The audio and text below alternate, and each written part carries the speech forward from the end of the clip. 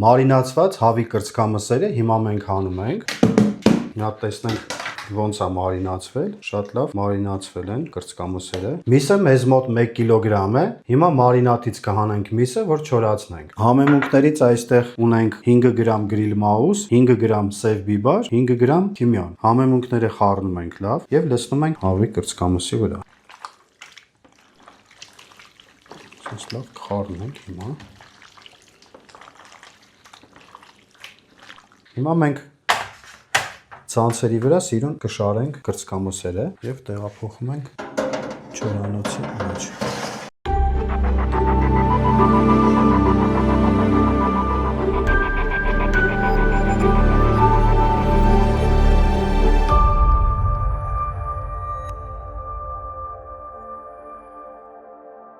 Մեկ կիլոգրամ միսը մենք տեղավորեցինք 6 հատ ցանցի վրա։ Ահա, հիմա մենք կմիացնենք։ Ջերմաստիճանը մենք կդնենք 30 աստիճանի վրա 1 ժամ սկզբնականում, 1 ժամվա ընթացքում ինքը կչորացնի, հետո մենք արդեն ջերմաստիճանը կբարձրացնենք 80 աստիճանի վրա եւ 3-4 ժամ կեփենք։